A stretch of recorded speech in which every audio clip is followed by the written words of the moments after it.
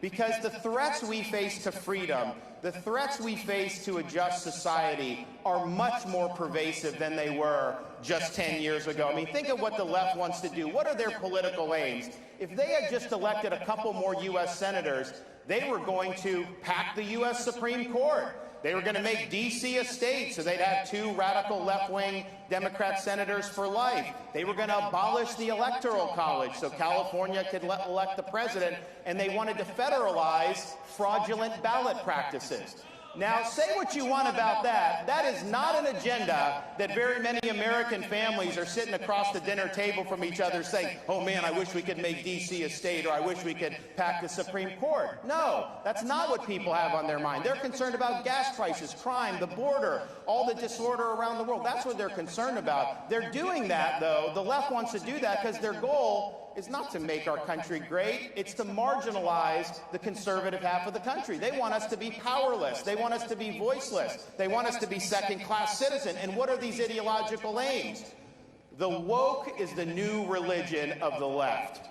And this is what they have in mind. That's why they want CRT, because they want to divide the country. That's why they removed statues of Thomas Jefferson and Abraham Lincoln and Teddy Roosevelt. Take George Washington's name off schools, because they want to erase that history. They want to delegitimize our founding institutions, and they want to replace that with their left-wing ideology as the foundational principles of our modern-day society. Wokeism is a form of cultural Marxism. It is not just about raising taxes or bad economic policy. It's about tearing at the fabric of our society and trying to replace it with something that will be much, much more sinister. And the problem that we face as conservatives is a lot of major institutions in our country have become infected with this woke virus. You look at academia. Do we even need to discuss that? Their main objective now is to impose an ideological worldview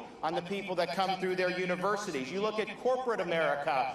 They're mentioning it. They're opposing voter ID. Many of them make a lot of money from Chinese slave labor, but they don't want voter ID in the United States. So they are engaging in woke activism. You look at our bureaucracy and how totally off the rails they have become in many different agencies. And it's not just limited to people like Fauci. You have it across the board where this has become a major behemoth. You look at the corrupt and dishonest legacy media in this country and what they're doing to divide us and what they're doing to prop up the regime. They are not in the business of telling the truth.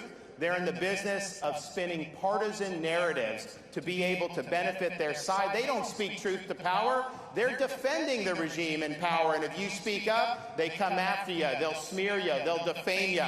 All they do day after day is concoct a blizzard of lies to try to deceive the American people. And make no mistake, that's going to intensify leading up to November. They're going to try to do anything they can to relieve the blame off Biden and to try to fool the American people into keeping Democrats in office. We're not going to let them do it, but that's what we're facing. And then maybe to top it off, you have big tech. Big tech is now the #1 institution for censorship in this country. They are working with the legacy media. They're working with the Biden regime to try to marginalize conservative voices. Anyone that dissents from their orthodoxy is a target. And so this is significant stuff. This is freedom that's being, on all different fronts, that's coming under assault. And so here's where we're at. When you have a society that's veering away from the truth, anybody that stands up and speaks the truth will come under fire.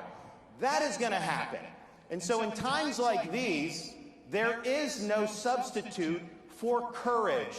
Having the courage to stand up against things like cancel culture, having the courage to reject corporate media narratives, having the courage to take on institutions like big tech, having the courage to stand in the way of the Brandon administration.